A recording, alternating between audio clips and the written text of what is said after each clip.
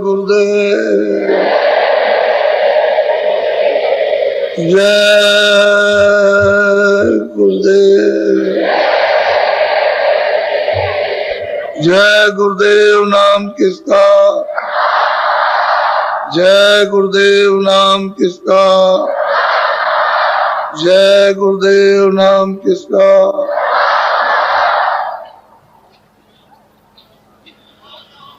सतगुरु सतनाम तुमको लागो प्रणाम।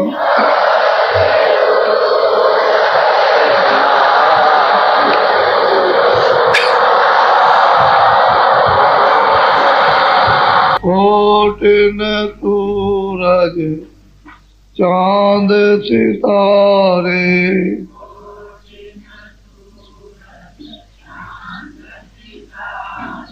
रोम रोम में करे उजारे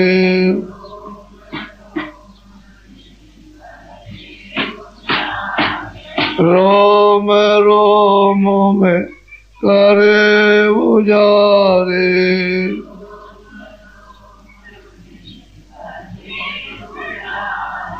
सतपुरुष करता तुमको लागो प्रणाम।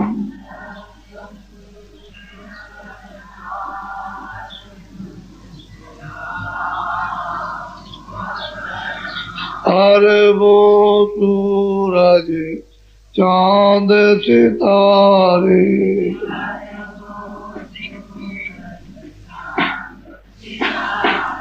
अरबों सूरज चांद सितारे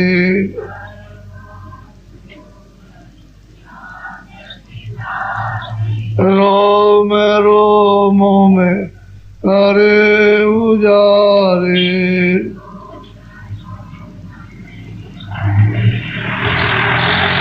रोम रोम में करे उजारे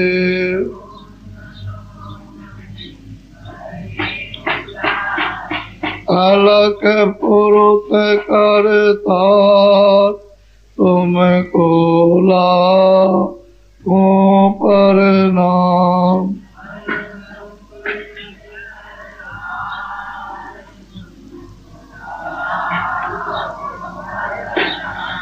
खरबों सूरज चांद सितारे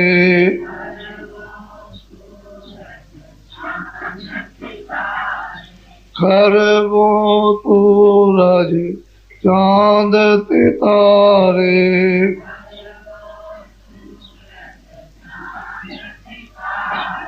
रोम रोम में करे उजारे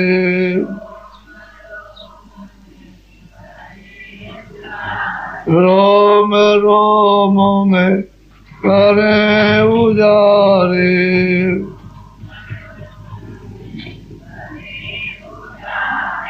अगम पुरुष करता तुमको लागो प्रणाम।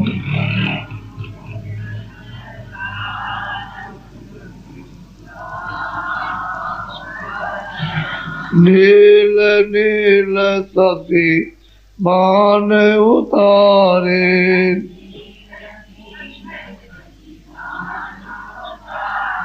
नील नील सती मान उतारे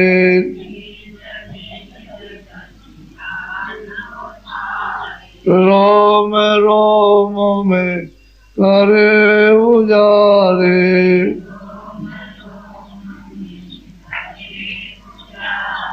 रोम रोम में करे उजारे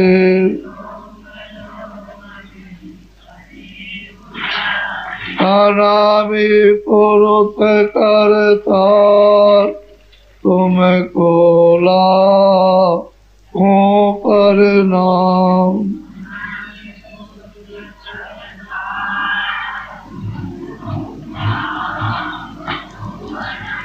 अनामि पुरुष करतार तुमको लाखों प्रणाम।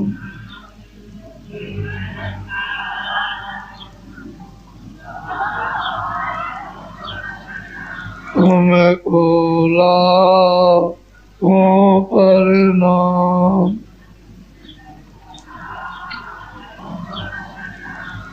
फिर इस चीज को सब लोग जान लो कि जय गुरुदेव नाम हमारा नहीं है और आपका भी नहीं है, ये उस प्रभु का नाम। नाम जब जगा लिया जाएगा, सिद्ध हो जाएगा, तभी नाम लाभकारी होगा।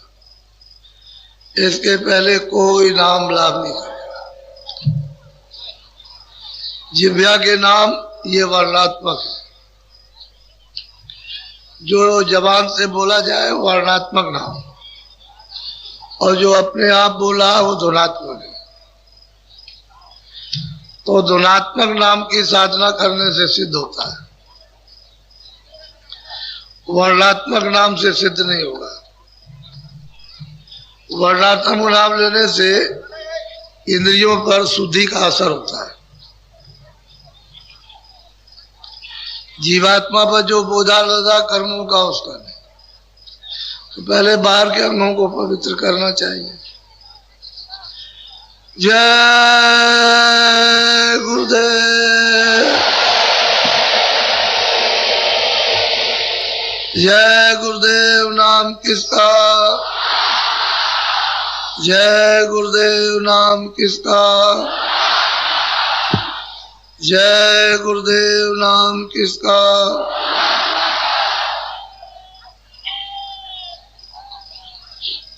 सही सच्ची बात तो है कि वो सबका है, किसी एक का नहीं है। जब आप उससे अलग हो गए हो और सकल सूरत भूल गए, तो आप अपने पिता को भी कह सकते हो कि मेरा बाप नहीं है। बच्चे को पैदा किया, पिता परदेश में चला गया। बच्चा उस समय पर 6 महीने का था। 20 साल के बाद में जब वो आया तो देखा कि 20 साल का तो बच्चा है। तो लोगों ने कहा ये तेरा पिता है क्या? लगे नहीं, ये मेरा बाप नहीं है। ठीक इसी तरह से हम लोग अपने पिता को, अपने प्रभु को भूल गए। अब नकार रहे हैं कि ये नहीं है, ये नहीं है। ये बात भूल भरम की हो गई। जब भटक गए तो यही हाल होता है। अगर जाग जाओगे तो इतना होश आ जाएगा कि जब मिलोगे तो कितना रोगे। जैसे पाइप से मोटी धार पानी की चलती है, ऐसे ही धारा चलती है आंखों से, आंसू में। कपड़े जैसे भीग जाते हैं पानी में बोरने से, ऐसे ही खून आंसू गिरने से कपड़े भीग जाते हैं। तो बहुत समय हो गया अपने पिता से बिछड़े हुए, उसका पता ही नहीं है। अब जब किसी को मालूम हो तब तो कोई बताए, जब तक कोई आया बताने वाला तब तक तुम चले गए। तुमने शरीर छोड़ दिया, चले गए। या आया भी तुम हो भी तो ऐसे काम में लग गए कि अवसर ही नहीं मिला। तो आपको क्या पता लगेगा? इसलिए सारे लोग पिता को नकार गए कि नहीं है, नहीं है, नहीं है। सही बात तो यह है कि बहुत मुद्दत हो गई, युग बीत गए। ये मनुष्य अनमोल तन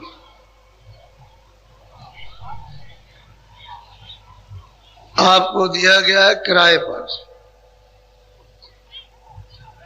थोड़े समय के लिए मृतलोक में उसने जो अपना विधान बना दिया और उसका अधिकार आपको सब दे दिया। ये अच्छा है, ये बुरा है, ये पाप है, ये पुण्य है। पाप को मत करना, पुण्य को करना। मैं ना पाप के लिए रोकूंगा ना पुण्य के लिए। जो भी तुम पाप पुण्य करोगे वो सब अपना अपना भोग होगा। सब आपको अपना अपना भोगना है। तो जितना भी हो सके अच्छा काम करो, बुरा मत करो। इसलिए ना बुरा करो कि हम धीरे धीरे अपना मन स्वच्छ पवित्र है, शारीरिक मन बुद्धि चित्त को साफ सुथरा रखते हुए किसी महात्मा तक पहुंच जाएंगे।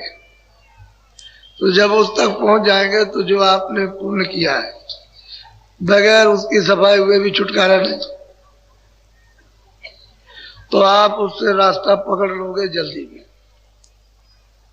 क्योंकि बुरा आपने किया नहीं, अच्छा किया वो जमा है। अच्छे को भी साफ कर दोगे, छुटकारा हो जाएगा। लेकिन जब वहां तक पहुंच जाओगे तो जुक्ति दे देंगे, रास्ता दे देंगे। धीरे से मेहनत करेंगे और आपसे कराएंगे, और धीरे से वो भी जो आपने पुण्य जमा किया वो भी जल जाएगा। जब वो भी जल जाएगा, न पुण्य रहेगा न पाप, तो जीवात्मा की रिहाई हो जाएगी काल के देश में। न वो जलवेगी न मरेगी, न 4 खानों में जाएगी न 84 लाख योनियों में। उसको किसी होने भी नहीं जाना, छुटकारा हो जाएगा। लेकिन तुम इसे शरीर को पवित्र स्वच्छ साफ नहीं रखोगे तो यहीं रुक जाओगे, आगे आप जा नहीं सकते। तो महात्माओं के न मिलने का बहुत बड़ा नुकसान हो जाएगा, भारी नुकसान होगा। अगर महात्मा मिल जाएंगे तब तो नुकसान से बच जाओगे और जीवन की आपकी यात्रा भी पूरी हो जाएगी। नहीं तो ये यात्रा असफल रहेगी। तो ऐसा तन पाकर नर नारियों ने कि दरवाजे पे बैठे हुए सब कर सकते हैं। ये बच्चियां अनपढ़ हैं, कभी कभी सुनाती हैं कि महाराज बहुत जोर से घंटा बजता है, बहुत तेजी के साथ, इतनी तेजी के साथ बजता है कि यहाँ कहीं भी सुनाई नहीं देता। अब इनकी बात को अगर सुनो चुपचाप तो आप कहोगे तो पढ़ी लिखी नहीं है, ऐसी बात करते हैं। उधर पढ़ने लिखने की तो कोई जरूरत है नहीं, वो तो परा विद्या है। जो उस विद्या को पढ़ लेगा वो सर्वोपरि, सबके ऊपर हो जाएगा। ऐसी विद्या है वो अध्यात्म विद्या। तो जब लोग सुनते हैं ऐसी कभी कभी कानों में भनक पड़ती है कि ये क्या कह रही है बाबा जी से, फिर और कुछ बताती है कि ये बाबा जी ऐसा ऐसा लोकता है। लोकता मतलब दिखाई देता है ऐसा। तो जो सामने देखेगी वही बताएगी, ऐसे अलग टप्पू कुछ नहीं। जो देखते उसको इशारा करती है ऐसा, तो उसको समझा दिया जाता है कि तुम ऐसा आप करना। तो कहने का मतलब यह है कि आप ये समझते होंगे कि पढ़ा लिखा ही करेगा, अनपढ़ आपसे ज्यादा जल्दी ज्यादा, क्योंकि उनका मन ज्यादा फैला फैला नहीं रहता। आपका मन तो बहुत फैला है, ऐसे फैल गया, लेट गया, अब वो जगह ही नहीं जगता। इंद्रियों पर घुटना टेक लिया और उसने अपना सिर रख दिया, अब उसको छोड़ता नहीं है। और ये सीधे साधे हैं, इनका जल्दी से छूट जाता है। इससे पिंड ऐसा कभी मत समझो, और कोई कभी मत समझो कि मैं पढ़ा लिखा नहीं हूं तो मुझे नहीं मिलेगा। सबसे पहले उसको देर नहीं लगती है, ये बात है। तो मनुष्य जीवन सबको समान रूप से दिया गया कि सब लोग इसका फायदा उठाओ। और सही बात यह है, सबको उसने अधिकार दिया कि तुम जब चाहो, सुबह चाहो, शाम को चाहो, दोपहर में चाहो। और कलयुग में कोई रोक टोक नहीं, कोई जबरदस्ती नहीं कर सकता। जो चाहे सो भजन कर ले, और जो चाहे सो जीवात्माओं को जगा ले, जो चाहे सो दर्शन करे। महात्माओं ने आकर के इस पृथ्वी पर बहुत काम किया, बहुत जीवों को जगाया, बहुत जगा कर और इनको वापस घर में पहुंचाया। छोटा मोटा काम नहीं किया, लेकिन आप फिर भी ये तो जीव है, 84 से आएंगे। 4 खाने 84 योनिया, अंडज पिंडज अस्थावर, जो अंडे से पैदा होते हैं अंडज, जो जोड़ से जेर से पैदा होते हैं पिंडज, और बरसात आती है तो पृथ्वी से एकदम निकल बसते हैं, उसको कहते हैं उखमज। और वृक्ष आदि जो खड़े हुए पृथ्वी पर, इसको अस्थावर कहते हैं। ये तो 4 सेंटर जेल खाने हैं, और बाकी अपने छोटे छोटे बहुत हैं। 84 लक्ष्य यानी मतलब जेल खाने हैं। तो उसमें अब जीव उधर से घूम के आता है, काट कूट करके वहां से लौट करके आएगा कितने युगों के बाद। तो सबसे अंत में उसको, जब उसको मनुष्य शरीर में आना होगा, तो गाय और बैल की योनि मिलेगी।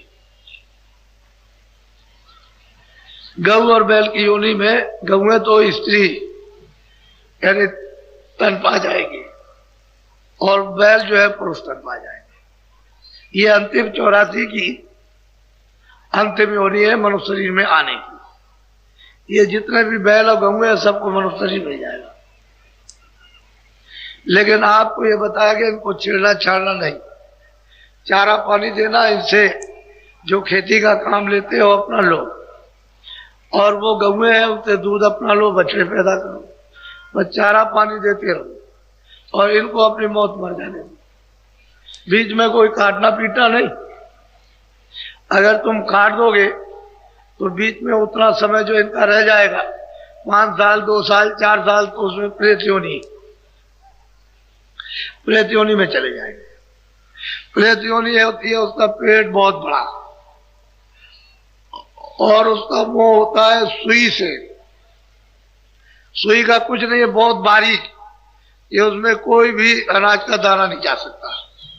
और भूख लगती है बहुत, लेकिन जब जाएगा नहीं तो फिर क्या रोएगा। तो ये रोता चिल्लाता है, चीखता है, प्रेत योनि।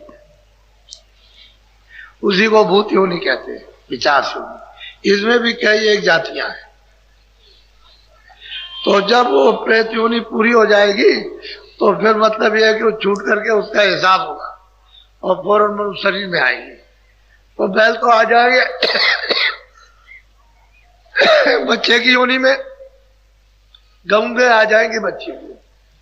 अब उनका स्वभाव चिड़चिड़ा, क्योंकि वो चिल्लाती नहीं, या दौड़ी उसको लगी उसको लगी उसको लगी, रोई गाई, दिन भर रोती है, वो चिल्लाती है हमेशा, और उसी में उनका वो शेष जीवन समाप्त हुआ। उसके बाद हिसाब हुआ, बाद में हिसाब होगा। हिसाब हुआ, अब उनको मनुष्य शरीर में आना। तो आपके यहाँ बच्चे और बच्चे बने, बाप का एक भी बात का कहना नहीं मानेंगे, सास ससुर का एक भी कहना नहीं, अपने पति का एक भी कुछ नहीं। आंख दिखाएंगे तुम्हारी दम निकल जाएगी। आप समझ लो, इतना चिड़चिड़ा स्वभाव उनको। इससे क्या मतलब, इसलिए महात्माओं ने कहा था कि गऊ और बैल को चारा पानी देना अपनी मौत से मर जाए, लेकिन आपने ये नहीं मान लिया। अब वो तंग नहीं करेंगे आपको। लड़कियां आपको तंग करती है, लड़के आपको तंग करते हैं, पत्नी आपको तंग करती है, पति आपको तंग। ये तो भारत का आध्यात्मिक विज्ञान है, लोभ थोड़ी हो जाएगा। ये लोभ हो जाएगा तो जानने वाले हमेशा रहेंगे। अब आप ना उनके पास जा सको तो अलग बात रहेंगे। इसलिए आपको ये बताया गया था, तो आपने कुछ भी पालन नहीं किया। कहते हम रामायण जानते हैं, हम गीता जानते हैं, हम कुरान जानते हैं, कुछ नहीं। कोई किसी को नहीं जानता है, बस जायका है, इंद्रियों के स्वाद है, बस कुछ नहीं। कोई कुछ जानता नहीं है, बस इसमें फंसे हुए हो। और दिल बहलाने का मजहब धर्म है। अरे भाई, मजहब दिल बहलाने का, मजहब के लिए तो लोगों ने उसे रूहानियत, उसे खुदाई खजाने को, यानी मतलब कितनी उन्होंने रियाज की, मेहनत की, कितनी तकलीफ उठाई, तब जाकर के वो प्राप्त हुआ। और आप उसको ऐसे समझते। तो चीज यह है कि मनुष्य शरीर ये हाईएस्ट स्टेज है। ये अंतिम दरवाजे पर जीवात्मा को बैठा दिया और कह दिया, देखो भाई, मिलो महात्माओं से, रास्ता वो बताएंगे किताबें रास्ता नहीं बताएंगी, ईश्वर नहीं बताएगा, क्योंकि वो तो बताने के लिए आएगा नहीं। किताबों में समझ नहीं पाओगे, महात्मा के पास जाओ। वो तो कहते हैं जो मुझसे मिला, जो मेरे पास आता जाता उससे मिलो, वो तुमको मेरे पास पहुंचा देगा, सीधा काम। तो आप उस महात्मा से मिलना चाहिए जो उसके पास आता है, जो जिसके पास आता जाता उससे मिला दे। आप उससे नहीं मिलोगे तो नहीं मिल सकते। जिसने खुदा को देखा, खुदा के पास आता जाता, वो खुदा से मिला देगा। रूहों को, जीवात्माओं को भगवान से मिला देगा। नहीं आता जाता तो क्या मिलाएगा? तो अब ये है 4 खाने, ये इसके अतिरिक्त नरक। अब वो नरक तो कई किस्म के हैं, कहीं जलाए जाते हैं, कहीं काटे जाते हैं, कहीं सड़ाए जाते हैं, आंख फोड़ी जाती है, कान छेद किए जाते हैं। ये इस तरह से कई नाम के नरक हैं अलग, और उसमें अलग अलग यातनाएं। कहीं सिर तोड़े जाते हैं, कहीं आरा चलते हैं, अलग अलग है। आरे चलते हैं दिन और रात, और चीखते और चिल्लाते हो, और वो जमदूत फरिश्ते कुछ भी उनको रहम और दया नाम निशान की नहीं, वो काटते रहते हैं, लेते रहते। कभी ऐसे काटेंगे, फिर रेतेंगे, फिर वो जलाएंगे, फिर उसको उसमें डाल देंगे, तो उसमें मतलब है कि कुंभी नरक में, तो उसमें सड़ाएंगे। अब उसमें इतनी बदबू है, इतनी बदबू है किसी चीज में, सारे संसार का मैला इकट्ठा करके रख दो, उसमें कोई बदबू नहीं, इतनी बदबू है। उसमें डाले, और जब तुम उससे सिर ऊपर निकालोगे तो 10 जूतियां, इतनी कटीली जूतियां कि तुम ऊपर निकाल ही नहीं सकते हो, डूबे रहो उसी में। तो कई किस्म के नरक हैं। महात्माओं ने देखा तो आपको बताया, अरे भाई वहां तो ये दुर्गत होगी, और तुम यहाँ 4 दिन की चांदनी फिर अंधेरी रात। तो महात्माओं से मिलना चाहिए। अब प्रश्न इस बात का है कि जब जीवात्माएं जाग जाती हैं, महापुरुषों के चरणों में रहकर जाग गई, और यहां से यानी उन्होंने सब कुछ प्राप्त कर लिया, ईश्वर को भी देख लिया, ब्रह्म को भी देख लिया, पार ब्रह्म को भी देख लिया, और अपने घर में सत्य देश में उस प्रभु के पास भी पहुंच गए। तो अब वो उनको प्रश्न करना तो उन्हीं को आएगा, हमारी तरफ से, हमारे हित के लिए, हमारे फायदे के लिए।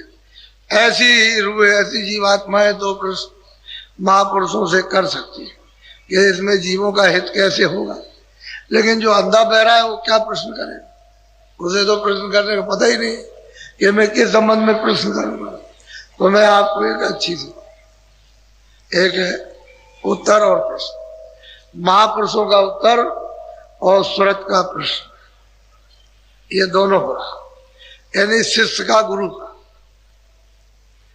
ये शिष्य प्रश्न और गुरु महाराज उसका उत्तर दे रहे हैं। तो आप इस संवाद को थोड़ा सा एक संकेत में इसको ध्यान से सुन लीजिए, क्योंकि ये चीजें आपको कभी मिलेंगी तो नहीं सुनिए। तो कोई सुना, हम इसलिए सुना रहे, वैसे भी सुना दे हमको। वैसे किसी गुरु महाराज की ऐसी कृपा है कि हमको कोई मतलब है, वो तो जो किताबों में हम उससे अलग तो कुछ लाएंगे नहीं, और उधर कुछ अलग नहीं है। महापुरुषों ने कोई कमी तो रखी नहीं है, लेकिन तुम में कमी है। तुम कहिए न समझ बैठो कि बाबा जी न मालूम कहां से बना करके ये कह रहे हैं, ये इधर उधर से मतलब ये है कि ऐसे ही ढोंगबाजी। तो मैं ढोंग करने के लिए थोड़ी आ पा रहा हूं। ढोंग करने का अगर होता है तो पहले ही ढोंग कर लेता। असली जो सत्य है वो है। तो सूरत पूछती है स्वामी से, यानी जो दोनों आंखों के बीचों बीच में बैठी है, तो वो सेवक पूछता है स्वामी से, ये स्वामी हमारे प्रश्न का उत्तर दीजिए। अब सूरत पूछे स्वामी से, वेद कहो तुम अपना। कहते हैं कि मैंने बहुत कुछ सुना कि ये घर अपना नहीं है, ये परदेश है, और यहाँ बड़ा दुख है, बड़ी तकलीफ है, और बहुत तरह से आप जगा रहे हो, चिता रहे हो। तो हमारा एक प्रश्न है स्वामी कि आप अपना तो भेद बता दीजिए कि आप कौन है, आप क्या चाहते हैं, कौन है, कहां से आए। कुछ अपना बताइए। अब ये जानकार जो सूरत है, जो मनुष्य रूपी मंदिर में जा गई और पूरे पद को प्राप्त कर लिया, वो सूरत अपने स्वामी से आपके हित के लिए प्रश्न करती है। बोलो। वास तुम्हारा कौन लोक में, या आए तुम कौन। तब वो सूरत कहती है कि मृतलोक में जो आप उपदेश कर रहे हो, तो मेरे प्रश्न का तो ये उत्तर है कि आपका वास किस लोक में और कौन सी आप मौज लेकर के आए हो, आप चाहते क्या हो। पहले अपना पता बता दीजिए कि कहाँ रहते हैं और हमसे क्या चाहते हैं। बोलो। देश तुम्हारा कितनी दूर, खोजे सूरत न पावे। और सूरत कहती है मनुष्य रूपी मंदिर में बैठकर अपने स्वामी से कि हे स्वामी, ये बताइए कि देश से, यहाँ मृतलोक से आपका देश कितनी दूर है, आप कहाँ रहते। क्योंकि हमने तो यहाँ सब जगह ढूंढा, यहाँ मृतलोक में भी हमने सब जगह देख लिया कि आपका कहीं पता नहीं लगा। सब जगह ढूंढा, तीर्थ भी किए, व्रत भी किए, जब भी किए तब भी किए, यज्ञ भी किए, ये किया वो, ये सब कुछ किया, लेकिन यहाँ कहीं भी आपका पता नहीं लगा। तो आप किस देश के रहने वाले और मृतलोक से आपका देश कितनी दूर है। बोलो।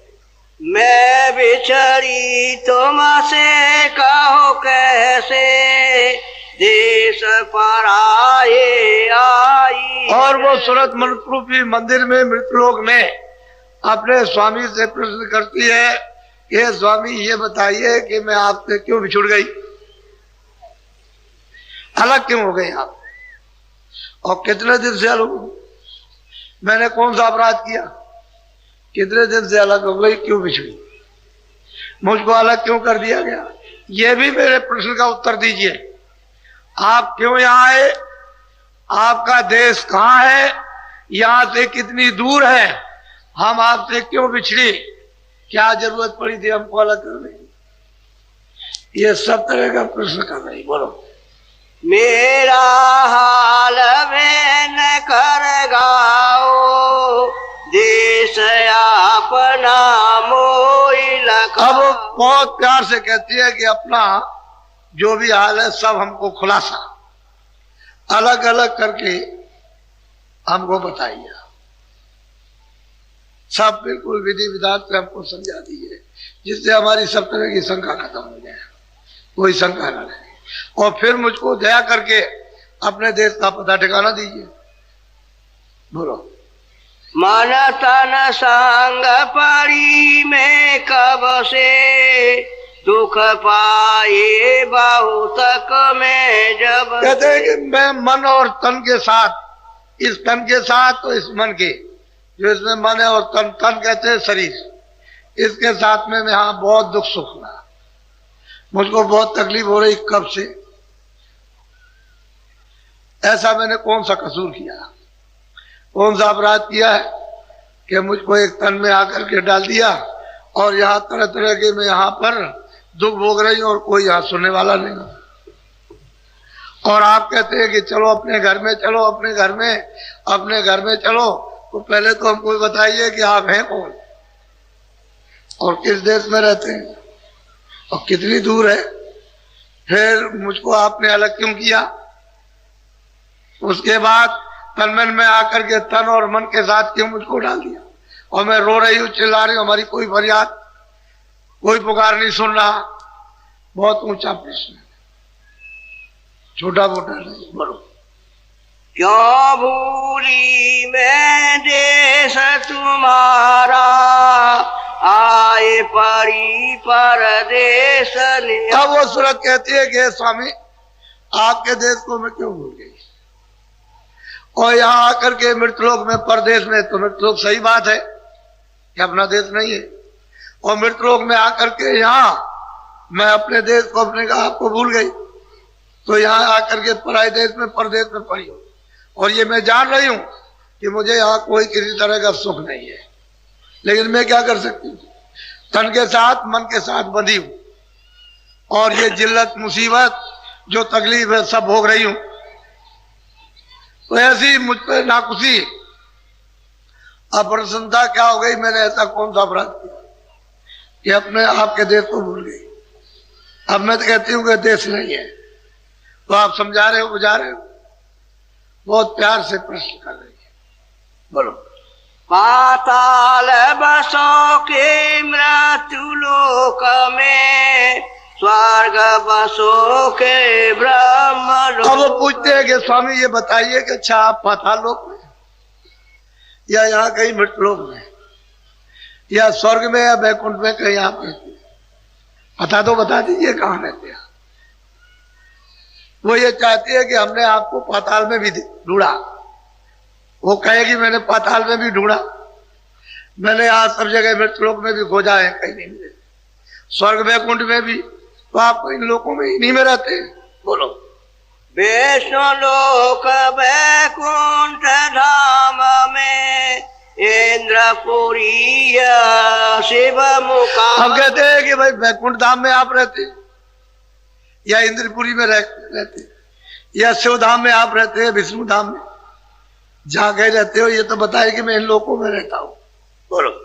कृष्ण लोक या राम लोक में, प्रकृति लोक या पुरुष लोक में। कहते हैं कि आप राम के लोक में या कृष्ण के लोक में, प्रकृति के लोक में या माया के लोक में, किस लोक में आपका निवास है।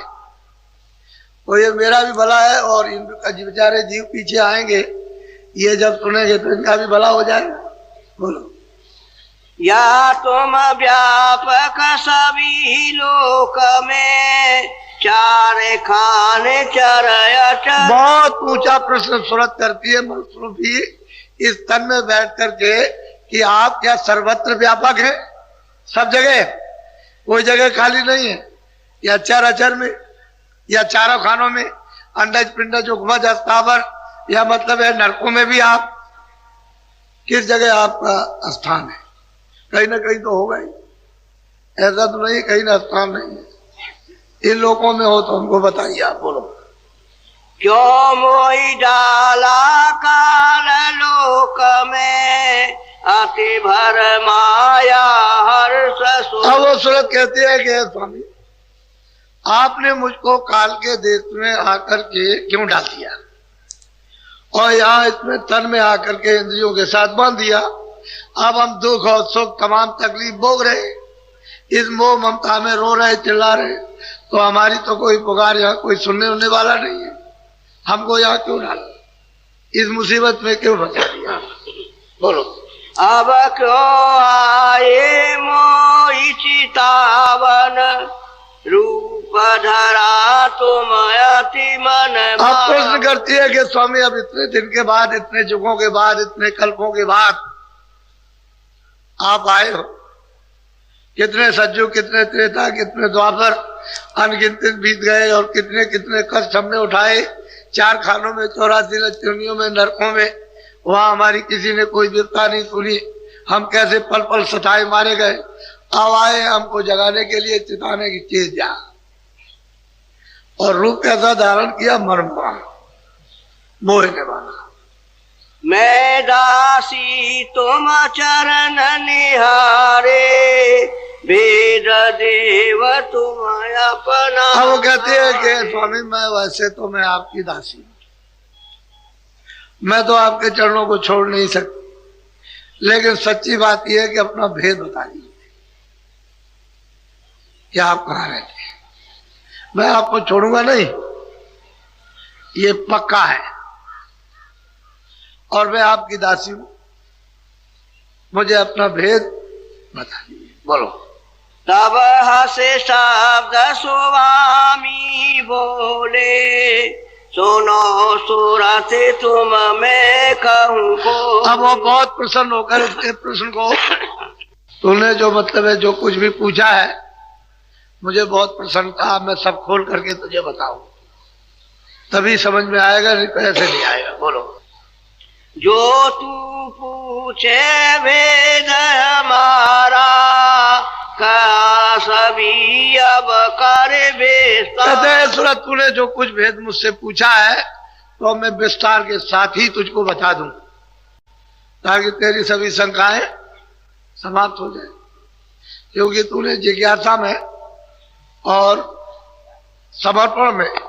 समर्पण भाव से तूने पूछा, तो तुझे तो मुझे बताना ही है, तो मैं विस्तार से बता दूं। बोलो।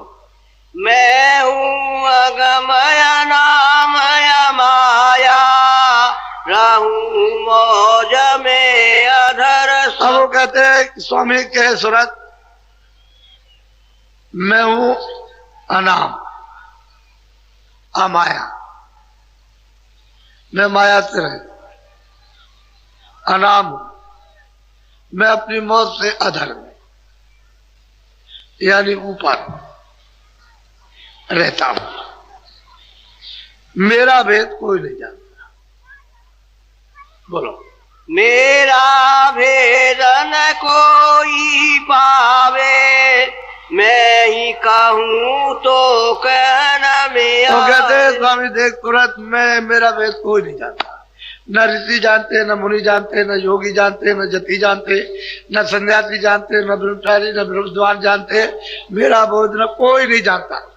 मैं जब अपना भेद खुद कहूंगा तभी जानने में आएगा।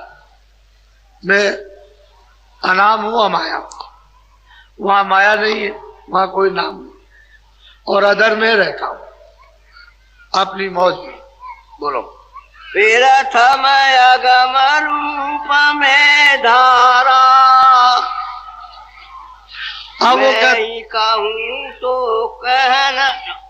वो कहते हैं कि देख सूरत, मैं बिल्कुल अनाम था, मेरी मौत की इच्छा हुई तो मैंने अगम रूप धारण किया,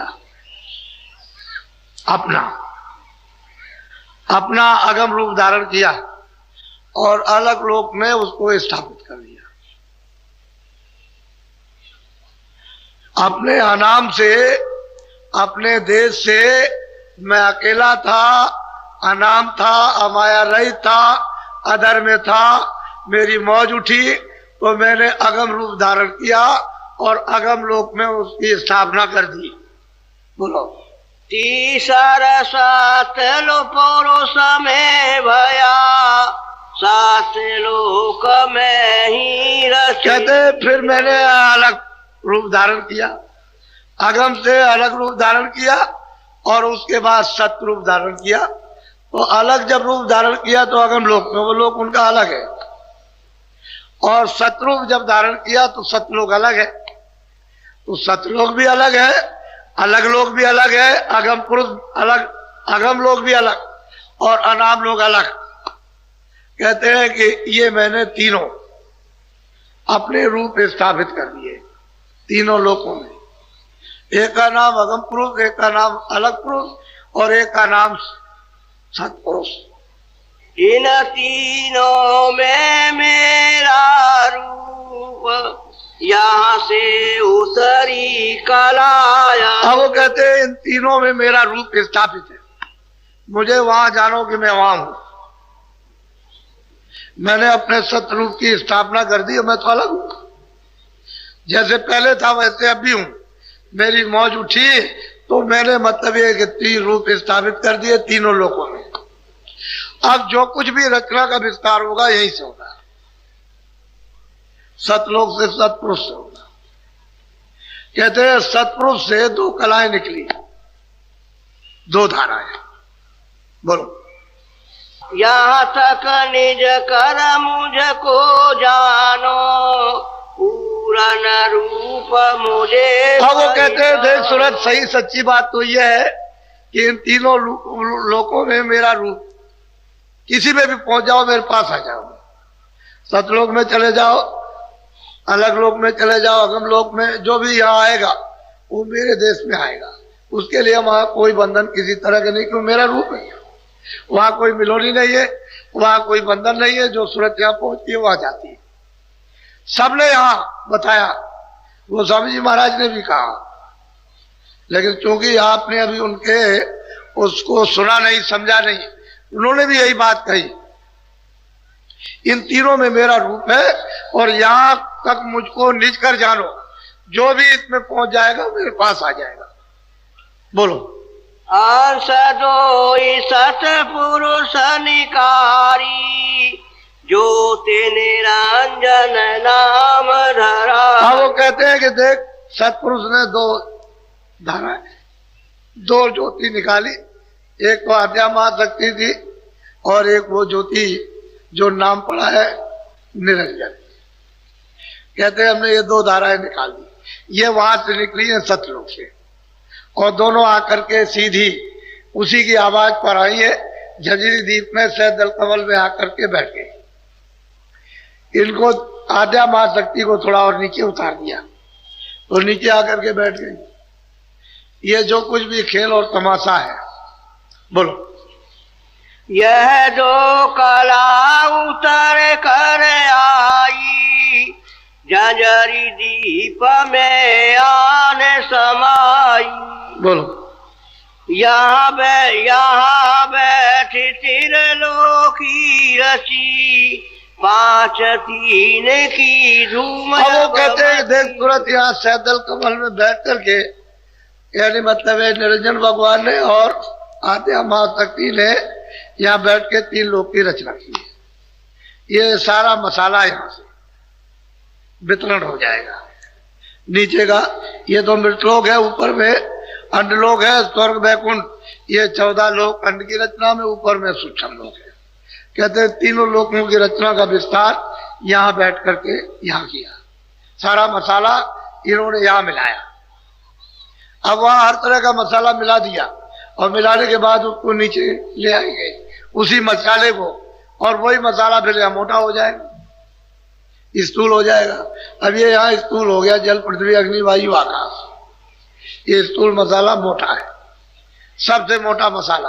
और इसके ऊपर में जाओ तो चेतन मसाला, लेकिन उतनी चेतनता नहीं जितनी होनी चाहिए, और ऊपर में जाओ और भी उससे भी ज्यादा चेतन।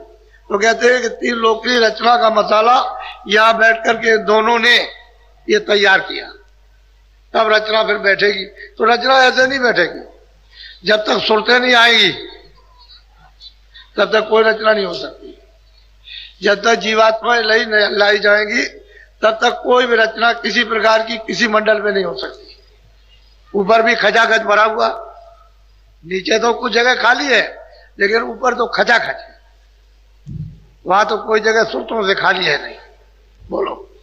तीन लोक से मैं रहूं न्यारा, 4 5 6 में बेस्ता। अब वो कहते हैं कि देख सूरत, मैं तीनों लोकों से अलग हूं, न मैं पाताल में हूं, न मैं मृतलोक में हूं, न मैं स्वर्ग में हूं, न ब्रह्मांड में, न इंद्रपुरी में, न विष्णुपुरी में, न शिवपुरी में, तो इनसे सबसे अलग।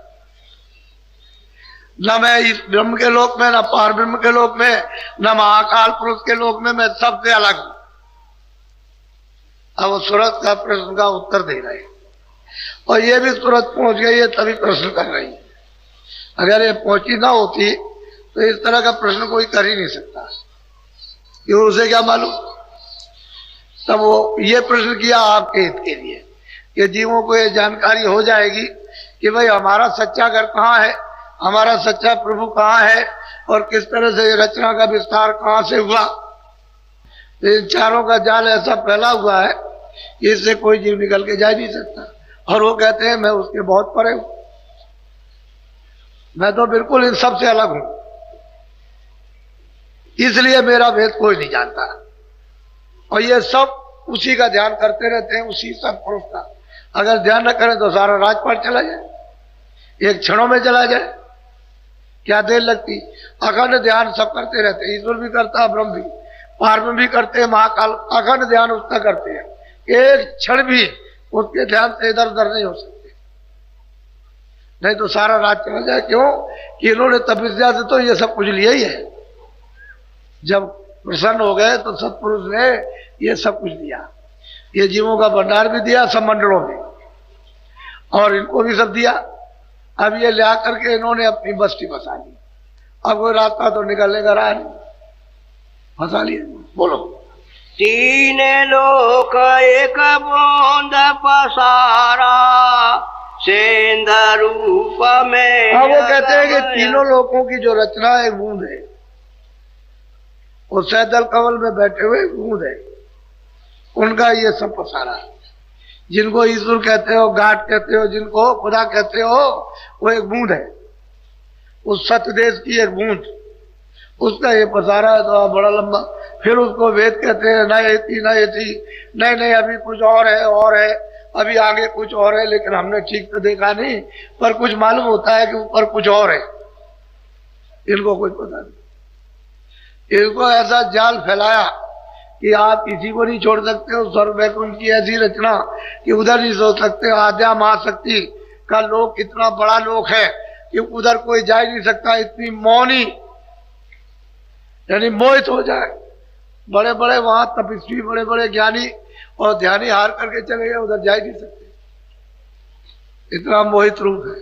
जब यही किसी स्त्री को देख लो, बच्ची को, तो आप मोहित हो जाते हो, ठीक नहीं छोड़ते हो, उसके पीछे आपका तन चला। उधर तो इतनी मोहनी मूर्त कि वहां तो सबका हरण हो जाएगा, कोई बचने वाला नहीं। ऐसा वैसा जाल बिछाया उसने।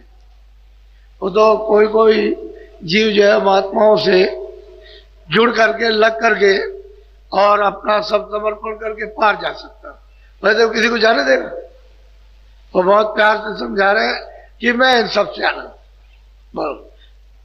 बोलो सुनो सुरते तुम अपना भेद, तुम हम में थी सदा। अब वो सुरत कहते हैं कि सूरत, जो तू दोनों आंखों के पीछे बैठी हुई है, तू हम में थी, अभेद थी, तुझमें कोई भेद नहीं था। मेरा तेरा रूप एक, अभेद थी, मुझमें थी। बहुत प्यार से समझा रहे कि तुझमें थी, अभेद थी, मेरे पास थी, मुझमें थी, कोई भेद तुझमें मुझमें कुछ नहीं था। बोलो काल करी हम सेवा भारी, सेवा बस होए कुछ। कहते हैं भाई, काल ने मतलब है कि सेवा की सैदल कमल में, यानी बैठ करके निर्जन भगवान ने जब उन्होंने तपस्या की तो बहुत युग, बहुत कल्प बीत गए, अनगिनती, जिसकी कोई गिनती नहीं हो सकती है। तो मैं उनसे खुश हो गया, प्रसन्न हो गया। तो मैंने कह दिया कि भाई आप क्या चाहते हो? तो उन्होंने मांगा कि इनको हमको दे दीजिए। तो मैं प्रसन्न होकर के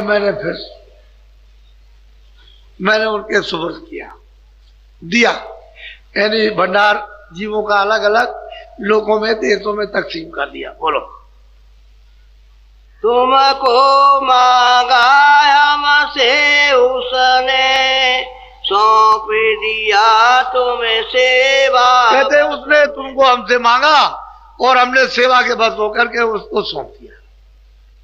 वो जानबूझ करके लीला की है, अनजान में तो की नहीं है, लेकिन अब वो प्रश्न का उत्तर दे रहे कि भाई तपस्या की थी उसने, मैं प्रसन्न हो गया था उस सेवा से, उसने तुमको हमसे मांगा, हमने उसको दे दिया। बोलो काल लाई तन मन में घेरा, दुख सुख पाया तुम बहुत। कहते हैं कि कालवास से तुमको हमसे मांग करके ले आया, तन में शरीर में डाल दिया। फिर उसने मतलब 4 खाने 84 लचूनिया नर्क बनाए, फिर अपना विधान बना करके तुमको अधिकार दे दिया और फिर यहाँ घेर लिया तुमको, हमारे पास फिर नहीं जाने दिया। जितने निकल गए उतने तो निकल गए, पहले मतलब है कि चट्टे में, लेकिन बाद में जब विधान बना तभी से फंसना होगा। तो कहते हैं तुमको ला करके फिर तरह तरह का तुमको दुख और तकलीफ और पीड़ा दे रहा, अपना नियम बना करके फिर दुख देता है। बोलो दुख में देखा तुमको जब ही, दया उठी हम आए। कहते हैं कि जब हमने तुमको दुख में देखा, क्योंकि गोपनीय संत तो यहाँ हमेशा रहते, वो यहाँ वहां खबर देते रहते हैं बराबर नित्य, उनको तो कभी कोई जान ही नहीं सकता। वो सदा या पृथ्वी में रहते हैं, मनुष्य रूपी मंदिर में, हमेशा रोज आएंगे जाएंगे उस मालिक के पास। सब मंडलों पर कोई मंडल छोड़ेंगे नहीं, सब जाएंगे। तो वो सब खबर देते हैं। तो हमको उन्होंने सूचना दी कि वहां जीव बहुत तकलीफ में, बड़ी यातना, बड़ी वेदना दी जा रही, सब रो रहे, सब चिल्ला रहे।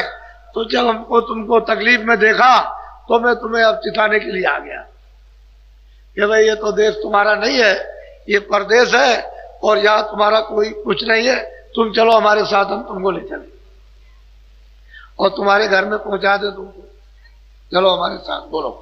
आई किया हम शब्द उपदेशा, शब्द माहे तुम करो। अब वो कहते हैं कि सूरत देख, मैं तुझे ले चलूंगा, लेकिन कैसे ले चलूंगा कि मैंने जहाज लगा रखा है, एक नौका लगा रखी है नाम की शब्द, तुम उस पर सवार हो जाओ, चलो हम ले चलो, तुम्हारी पूरी मदद करेंगे, ले चलेंगे, तुमको डरने की क्या जरूरत, मेरे साथ चलो, कहीं कोई कुछ नहीं कर सकता, तुम चलो। कहते हैं मैंने फिर शब्द का नाम का उपदेश किया कि घाट पर मतलब यह है कि वो नौका लगी हुई है, तुम इधर से घूम करके और यहाँ आ जाओ और सामने ही नौका है नाम की लगी, उस पर सवार हो जाओ, तुम यहां से चलो। वो तो जैसे स्टेशन से गाड़ी छूटी बस ऐसे ही है, तुम बैठे हो गाड़ी छूटी, वो तो शब्द है, वो तो ऐसे आता और जाता, ऐसे आता जाता, बस बैठ जाओ, बस ले जाए पकड़ा। तो मेरे कहते हैं कि शब्द का आकर के मतलब उपदेश किया, इस पर बैठो और चलो घर में, क्योंकि तुम्हारे प्रति दया आ गई, तुमको बहुत तकलीफ है, बहुत परेशानी है, बहुत पीड़ा है, सताए जाते हो, मारे जाते हो, कोई सुनने वाला नहीं है, तो तुम्हारी दया उससे मैं दिलवित हो गया। बोलो। शब्द शब्द पौड़ी अमरची, चारे चारे पहुंचो नगर। कहते हैं कि हमने शब्द की सीढ़ी बना रखी है, सबसे नीचे वाला शब्द है घंटावसन, उसके बाद बादलों की गरज और मृदंग, उसके बाद में किंगरी सारंगी, उसके बाद में बंसी। कहते हैं पौड़ी, पौड़ी कहते हैं सीढ़ी, हमने बना रखी है स्थान दर स्थान, तुम इसको पकड़ो और चलो चलो पहले स्थान पर, वहां उसका साक्षात्कार हो जाएगा। उसी नाम को, शब्द को, उसी को पकड़ करके तो गोस्वामी जी महाराज गए थे उस सहदल कमल में, वो निरंजन भगवान बैठे हुए, मोह विलोक राम मुस्काई, उनका साक्षात्कार, यही खुदा है। ईसाइयों के यही गॉड है, हिंदुओं के परमात्मा। इसके बाद में ब्रह्म है, कहते हैं दूसरा, उन्होंने शब्द पकड़ लिया तो दूसरी मंजिल पर पहुंचे, वहां ब्रह्म बैठे हुए, वो हिंदुओं का ब्रह्म, मुसलमानों का रब, इस तरह से ऊपर पड़ गया। तो मैंने पौड़ी सीढ़ी बना रखी है शब्दों की, एक को पकड़ो दूसरे, दूसरे को पकड़ो तीसरे, चलो अपनी सच्ची नगरी में। वहां ये विवाद विखात, रोना मरना जलमना, चार खानों में 84 लक्ष, खेती दुकान दफ्तर, अच्छे बच्चे कच्चे, वहां कुछ नहीं, कोई किसी तरह की तकलीफ का नाम निशान वहां है नहीं। और ये ना पंच भौतिक शरीर है, कोई तकलीफ नहीं, वहां तो नूर ही नूर है, वहां तो अमृत शब्द ही शब्द है। बोलो। गोंद देश को छोड़ो अबई, सेंद देश चले खुए। अब कहते हैं कि बूंद देश की रचना है, एक बूंद आई वहां से और उसने इतनी ये रचना कर दी, इसको आप बहुत, और वहां जो है सिंध है, अपार है, अगम है, उसको आप जानते नहीं। चलो तुम जल्दी से बूंद देश को छोड़ दो, यहाँ तो ये तुम्हारा कुछ नहीं है, चलो अपने सिंध देश में चलो आराम से, अचल रहना, फिर तुमको वहां से कोई कभी नहीं निकाल सकता, अपने घर में पहुंच जाओगे, यहाँ आने की जरूरत ही नहीं कभी। जो सूरतें पहुंच गई वो भी यहाँ कभी नहीं आएगी, जो आने वाली सूरतें वहां से, वो तो वही आती हैं जीवों को ले जाने के लिए, जो पहुंच जाते हैं वो भी जीवों को ले जाते हैं, और जो वहां से आते हैं वो भी ले जाते हैं, वो दोनों का काम एक ही हो जाता। पहुंच करके काम करो जीवों के ले जाने का, या वहां से आकर के आप काम कीजिए। चलो अपने सिंध देश में, ये तो बूंद देश है, एक बूंद है, तो बताओ इसका उसका क्या मिसाल दिया जाए। वही तो मैं कभी कभी सोचता रहता हूं कि आपको किस बात बताया जाए, अगर वहां की कोई चीज एक भी समझा दी जाए, बताई जाए, तो आप कहोगे तो मैं पागल हो गया, नहीं तुम पागल हो गए, वो तो वहां कुछ और है। बोलो। हाँ। गोंद देश तिरलोकी जानो, रचन मोरा कवया। कहते हैं ये 3 लोक की जो रचना है वो मतलब यह है कि तरतीब से अलग अलग। वो यह है कि जब सूरत ऊपर से आई तो वहां त्रिकुटी स्थान पर इसको एक कपड़ा, पहले तो शब्दरूप थी, जब आई और बादलों की गरज और मृदंग की जब धुनी पर उतारी गई तो एक कपड़ा पहरा दिया। शब्द स्पर्श रूप रस गंध का। वहां मन बुद्धि चित्त अहंकार और इंद्रिया और रजोगुण तमोगुण वहां कुछ नहीं। शब्द स्पर्श रूप रस गंध। अब इसका बोध होने लगा, उसके ऊपर सूरत शब्दरूप थी, स्वयं सबको जी सब कुछ देती थी। अब वो अलग हो गई, उसको बोध होने लगा शब्द का, स्पर्श का, रूप का, रस का, गंध का। फिर नीचे जब सैदल कमल में आई तो उसको 9 तत्वों का कपड़ा पहरा दिया। चतुसंताकरण मन बुद्धि चित्त और अहंकार और शब्द स्पर्श रूप रस गंध, ये मोटा कपड़ा, वो कारण और ये मोटा। नीचे उतारी जब स्वर्ग वैकुंठ में तो 17 तत्वों का कपड़ा पहरा दिया।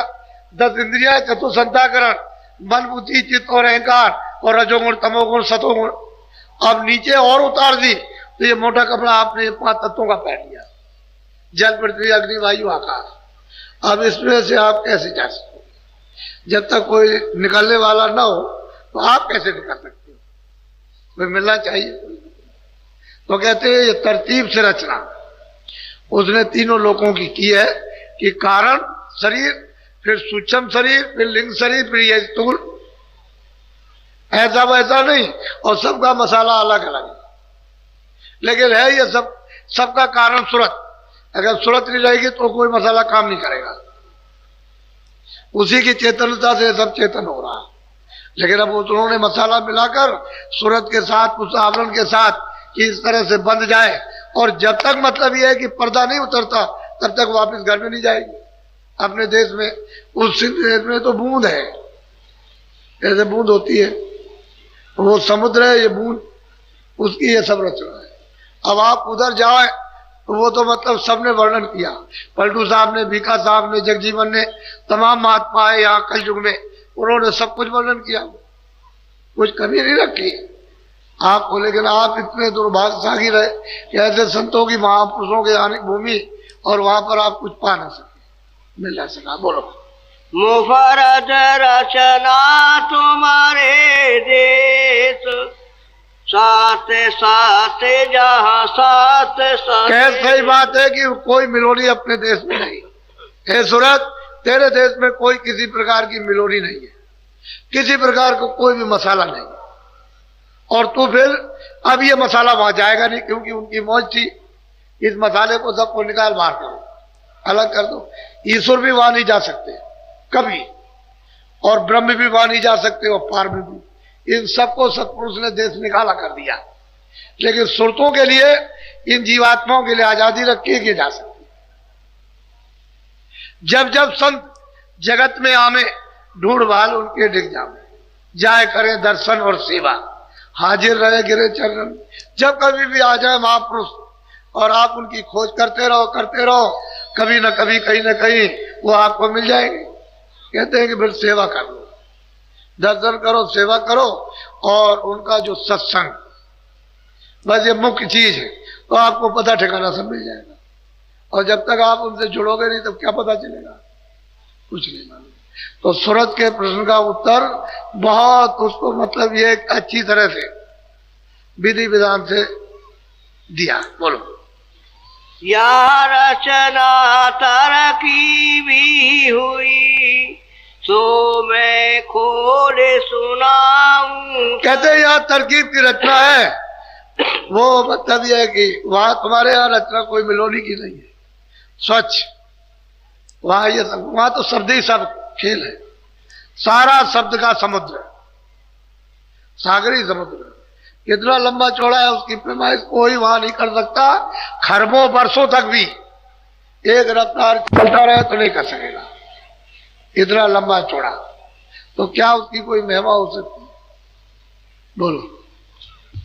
मुफरद बूंद हमारी आई, दूसर माया आन मेरा।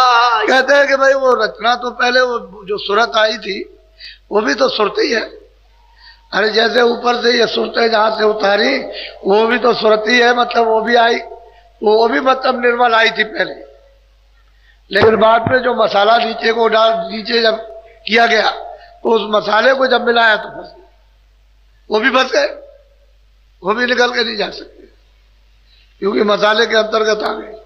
अब ये जीव बेचारे मसाले में फंस गए, अब ये तो निकल सकते हैं, वो नहीं जा सकते।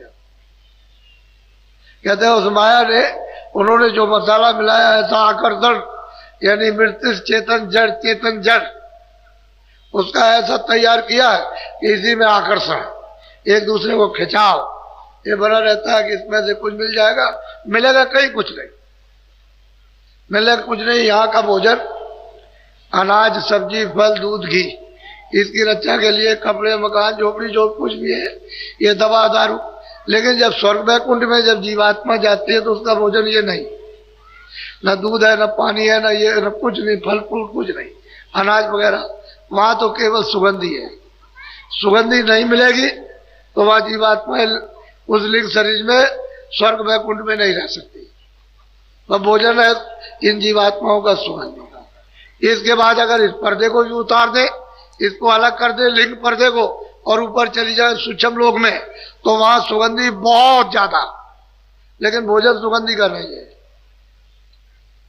सुगंधी बहुत बहुत सुगंधी, लेकिन भोजन नहीं है सुगंधी का। उसका भोजन है नूर का, यानी प्रकाश का। सूक्ष्म शरीर में यानी प्रकाश का भोजन है, सुगंधी का नहीं। लिंग शरीर में सुगंधी का भोजन, प्रकाश तो यहां भी है लेकिन भोजन है सुगंधी का। और फिर जो सूक्ष्म शरीर है, जो सैदल कमल में, तो वहां मतलब प्रकाश का भोजन, सुगंधी बहुत है। उसके ऊपर में जाइए तो वहां सुगंधी का, प्रकाश का भोजन नहीं है, वहां शब्द का भोजन है। बगैर शब्द के स्वर्गद्वार नहीं रह सकते, कारण शरीर है। तो सबके अलग अलग स्थानों पर अलग अलग शरीर। इसके ऊपर चली जाए, ब्रह्म के ऊपर चली जाए, पार ब्रह्म में, तो शब्द रूप हो जाती है। ये रचना करने वाली हो जाती है, इसमें इतनी क्षमता कि कितनी बड़ी बड़ी रचनाएं खूबसूरत कर देती है। यही कुछ रचना करने लगती है, शब्द रूप हो जाती है। इसलिए कहते हैं सूरत, मैं तुझको खोल करके बता रहा हूं, इसको अच्छी तरह से बोलो। पांच तत्व तीनों गुण मिले, यह सब 10 आपस में। कहते हैं 5 तत्व और 3 गुण, ये सब मतलब यह है कि आपस में रल मिल करके सब ये खोज तैयार कर लिया। बोलो। रल मिल कर इन रचना ठानी, 3 लोक और चारों का। बस कहते हैं कि भाई इन 5 मिला करके इन तत्वों को और फिर रचना मसाला तैयार कर लिया। फिर उन्होंने ये 3 लोक और मतलब ये कि मृत लोक और चारों खानी और ये नरक अरक सब तैयार कर दिए, क्योंकि वो तो तपस्या करके ले आए थे।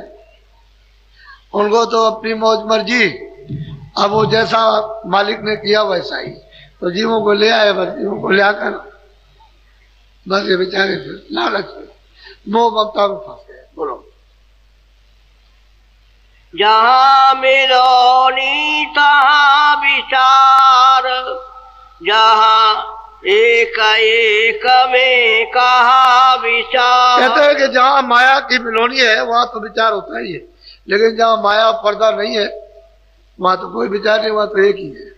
बोलो।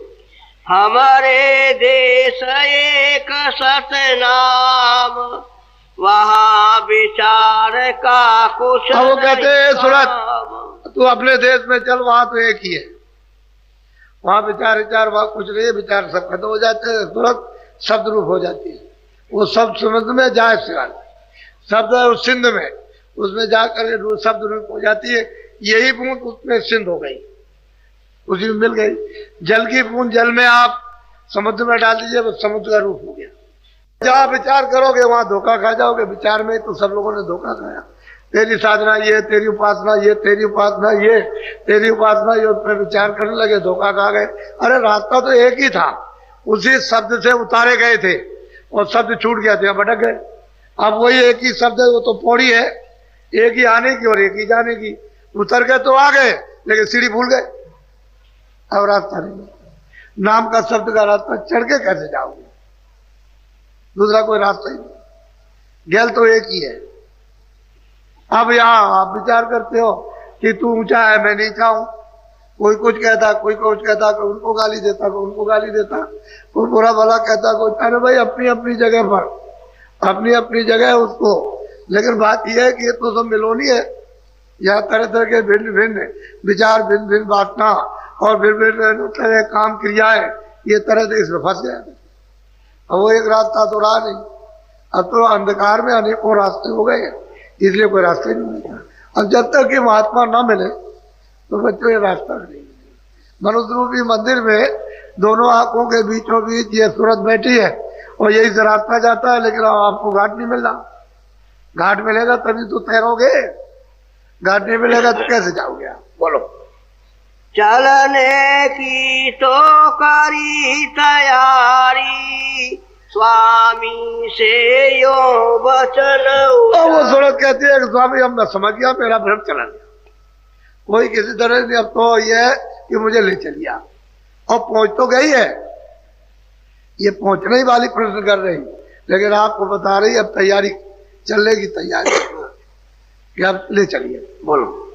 संशय एक उठा मोई भारी, सो निर्वार करो विस्तार। कहते हैं कि और कुछ संशय है जीवों के लिए, कुछ उसका भी निवारण कर दीजिए, क्योंकि वो तो बहुत जरूरी है। जीवों के हित में कोई चीज आ जाए तो फिर कब प्रश्न करेंगे? बोलो। सेवा बस तुम काल को सौंप दिया जब मोई। अब सूरत कहती है कि हे स्वामी, आपने सेवा के बस प्रसन्न होकर उसने आपसे मुझको मांगा और आपने मुझे उसको दे दिया, मेरी ये दशा हो गई। आप कहते हो चलो अपने घर में, आप निश्चिंत रहो, वहां कोई दुख नहीं है, वहां सुखी सुख है, वहां कोई तुम्हारे ऊपर प्रहार नहीं करेगा, वहां कोई मसाला है ही नहीं। तो कहती है कि स्वामी, जब आपने पहले सौंप दिया, अब ये विश्वास दिलाइए कि फिर मैं पहुंच गई और मुझे कोई सेवा के बाद फिर सुपुर्द कर दे तो मैं तो मारी गई, ना मैं इधर की रही ना उधर की रही। बहुत आपके लिए बहुत ऊंचा प्रश्न है। बोलो। तो अब कौन भरोसा है फिर भी ऐसा। वो बहुत प्यार से कहते हैं स्वामी जी, अब क्या भरोसा किया जाए, क्योंकि आपने सेवा के बाद हमको दे दिया, और अब अगर हमको वहां चले गए और फिर कभी ऐसा हो कि आप कोई सेवा करें और फिर उसको प्रसन्न होकर दे दे, तो ये सन से एक बड़ा भारी है जीवों के लिए, तो इसका निवारण कर दीजिए। बोलो। तब स्वामी हंस कर यो बोले, कहूँ वचन में तुमसे। बहुत प्यार से कहते हैं कि सूरत, बहुत प्रसन्न होकर के तूने बहुत अच्छा पूछा और मैं तुझे वचन देता हूं, उसको तू सुन ले। बोलो। जाने बूझे हम लीला ठानी, मौज हमारी हुई सोने। अब वही अनामी पुरुष कहते हैं कि हमने तुरंत जानबूझ करके लीला हमने ठानी है, हमारी ऐसी मौज थी, तब हमने ये लीला की। हमने अगम पुरुष प्रगटाए, अलग पुरुष प्रगटाए, सब पुरुष को स्थापित किया। उन तीनों देशों में मेरा ही रूप है, और जो भी उन तीनों देशों में पहुंच जाएगा वो मेरे पास आ जाएगा। मैं अनाम अलग हूं, मेरा अनामी धाम अलग, उनमें नहीं है, न आगम लोक में, न अलग लोक में, न सतलोक में, मैं उन सब, लेकिन तीनों में मेरा रूप है। यहां तक मुझको निज कर जानो, मैं यहाँ रहता हूं, जो यहाँ तुरंत आ जाएगी वो मेरे पास आ जाएगी। बोलो। काल रचा हम समझ बूझ के, बिना काल नहीं खौफ। अब वो कहते हैं भाई काल को हमने अपने से अलग किया तो समझ बूझ के किया, ऐसे नहीं हमने रचना करी, हम समझ बूझ करके की है कि काल अगर रचा है तो समझ बूझ के रखा। और जीवों को तो जब जब जब कदर होगी, जब खौफ हो, डर हो गए हो, तो रचना करना था, उनकी मौज मर्जी थी, अब उसके लिए कोई क्या कर सकता। सब तो सामर्थ्य, वो सामर्थ्य उनके लिए, उनके उससे तो कांपते सब ईश्वर ब्रह्म थर थर कांपते, इतना जीव नहीं कांपता जितना ये कांपते, ऐसे ऐसे कांपते। उस सत्पुरुष से सब थर्राते, क्योंकि पता नहीं क्या क्षणों में कर दे, क्या मौज उसकी उठ जाए, ये कुछ नहीं मालूम। या बोलो। कदर जाल नहीं बिना काल के, मौज उठी तब अस दया। कहते हैं कि जब ऐसे कदर जो है वो काल के बिना, यानी जीवों को दयाल की कदर नहीं होती है, तो ऐसी मौज उठी थी इसलिए रचना रची है। अब आगे वो कहते हैं, इसको सुनाते हैं, बोलो। दिया निकाल काल को आसे, दखल काल अब कभी न। अब वो कहते हैं सूरत सतलोक से काल को निकाल दिया, अब वो यहाँ कभी नहीं आएगा, उसका यहाँ दखल नहीं होगा। वो तो निकाल दिया, वो मसाला लौट के वापस नहीं, उसको निकाल दिया, अभी वही से। बोलो। मैं समर्थ हूँ सब विधि जाने, वचन मोर तूने। अब उन्होंने अंतिम फैसला कर दिया है कि सूरत मैं समर्थ हूँ, मुझे तू सब प्रकार से जान, चल मेरे साथ कर, कोई रास्ते में कुछ नहीं करेगा, चल मेरे साथ में, मैं तुझे ले चलूंगा। हालांकि पहुंचा तो इन्होंने पहले ही दिया। वो गोस्वामी जी महाराज जिन्होंने 25 साल के अंदर जब ये वहां से पहुंच गए, और उसी 26 साल की उम्र में कितनों को पहुंचा दिया, चलो हमारे साथ, चलो तुमको ले चलो, पहुंच चलो, ले गए, कहले कोई कुछ नहीं कर सकता। अब उन पुरुषों के साथ क्या कोई करेगा, वो तो सामर्थ्य है, सब कुछ कर सकते हैं, वो तो दरबार के दरबारी है, जिस दरबार में 73 कांपते हैं सब लोग। तो आपको तो ये बात पता है नहीं, कुछ जानते नहीं, यह झगड़ा झंझट में यहाँ फंसे पड़े हुए हो, क्या मालूम हो आपको कि वो दयाल क्या है, काल क्या है, ईश्वर क्या है, परमात्मा क्या है, प्रेम क्या, दया क्या, आनंद क्या है, सुख का सागर क्या, कुछ नहीं जानते। वह इंद्रियों के भोगों में रात और दिन ली, यही भोग भोगते हो, और भोग से मतलब रो, इसी में रोते चिल्लाते रहते हो, तब तक समय पूरा हो गया मनुष्य जीवन का, निकाल बाहर कर दिया। तो कहते हैं कि मैं तुरंत समर्थ हूं, तुम निश्चय मार, मैं सब कुछ कर सकता हूं। बोलो। काल न पहुँचे उसी लोक में, अब न करूं कभी ऐसी। और कहते हैं ये वचन दिया है कि काल अब कभी सतलोक में नहीं जाएगा, वो तो दयाली लोक रहेगा, वो तो दयाली देत रहेगा, और ऐसी मौज अब फिर तुरंत तो अब चली चल, अब कभी नहीं करेंगे, अब जो हो गया सो गया। ये वचन दिया, सत वचन है, ये कभी खंडित होता नहीं है। महापुरुषों का जो वचन होता है वो सत्य होता है, खंडित नहीं। अब जीव जो है, जीवों को चाहिए, इसमें लगे पड़े हुए इधर में क्या होने वाला, फंसे हुए हो, ऐसे कहीं कुछ मिल जाएगा, अंधेरे में टटोल रहे हो, इसमें से कुछ नहीं जाएगा, ये अंधेरा ही तो है दिन और रात का, आंख से अंधे कान से बहरे, तो बताओ क्या आपको मिले, कहाँ जाओगे, कहाँ से आए, कुछ पता ही नहीं। बिना महात्माओं के बच्चा कुछ काम नहीं होगा, इसलिए ये समुदाय जो आपके सामने, आपने कभी भी इस तरह का दृश्य आपने प्रयागराज में नहीं देखा, जो आपको ये दिखाई दे रहा आंखों से इस तरह का।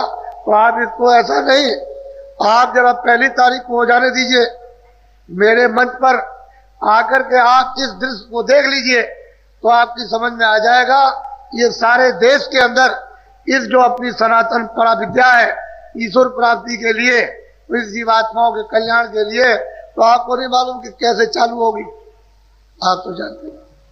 जीवों को तो लाभ होने चाहिए, ये तो सबके लिए समा, ये सबके लिए उसकी दया बरसेगी, वो ये नहीं है।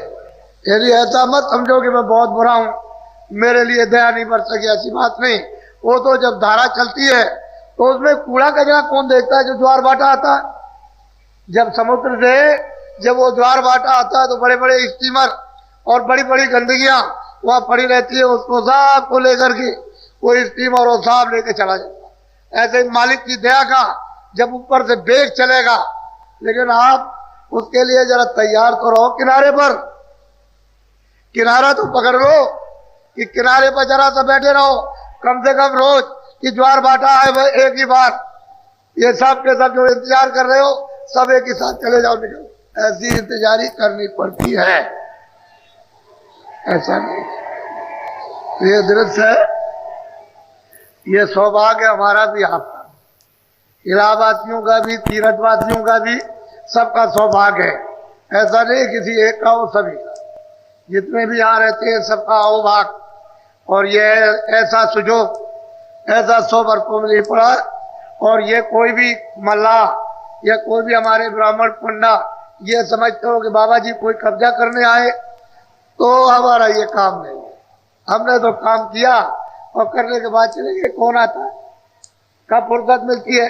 अरे भाई ये तो किराए का मकान है, पता नहीं किस दिन पूरा हो जाए। हम तो किराए के मकान में रहते हैं। हमारा जब हम किराए के मकान में रहते हैं तो हम यहाँ कब्जा करके क्या करेंगे? हमारा है यहाँ क्या? इसलिए सब कुछ नहीं। अरे काम के लिए है, इसमें तो सबका लाभ है, आध्यात्मिक दृष्टि से लाभ, शारीरिक दृष्टि से लाभ, तो जीवात्माओं के लिए, तो सब तरह से, परिवार, बच्चों के, सबके लिए, देश के लिए, आप मतलब ये अपने सुख के लिए, शांति के लिए, सबके लिए, सबका लाभ। इसमें किसी एक व्यक्ति विशेष की बात। तो ये परा विद्या हमारी सनातन है, ये अनादिकाल की, और अनादिकाल की विद्या जिसको हमने छोड़ दिया उसके बगैर हम सब लोग दुखी परेशान हैं। तो उसी विद्या का रास्ता पकड़ लो, सीधे ऊपर की तरफ तो चलो, तुम स्वर्ग ही में रहो, चलो तुम बैकुंठ में रहो चल के, लेकिन रास्ता तो एक ही जाने का। जब तुम्हारी इच्छा हो तो स्वर्ग में रह जाना, बैकुंठ में रह जाना, पारब्रह्म में रह जाना, ब्रह्म में रह जाना, परे चले जाना, लेकिन यहाँ से चल तो चलो, निकलो तो यहाँ से। लेकिन आप यहाँ से निकलो अंधेरे में पड़े रहोगे तो बच्चा तब तो आपको कोई सुख नहीं मिलेगा। ये सब चीजें अपनी अपनी जगह पर सत्य है, जो जिसकी जगह अपनी जगह बिल्कुल निश्चित है, इसलिए आप उसको अदल बदल नहीं सकते हो।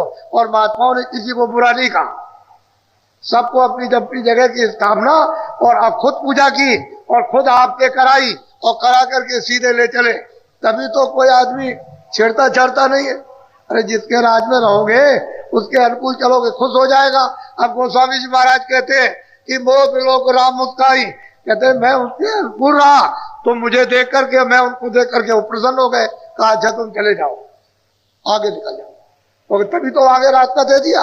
जब रास्ता दे दिया तो आगे चल दिए।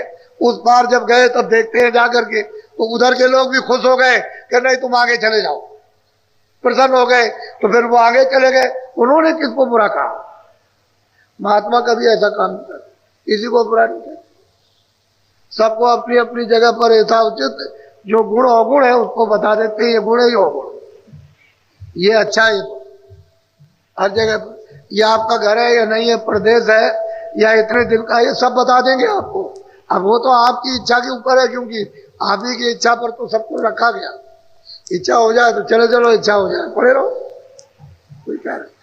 अच्छा बोलो जय गुरुदेव।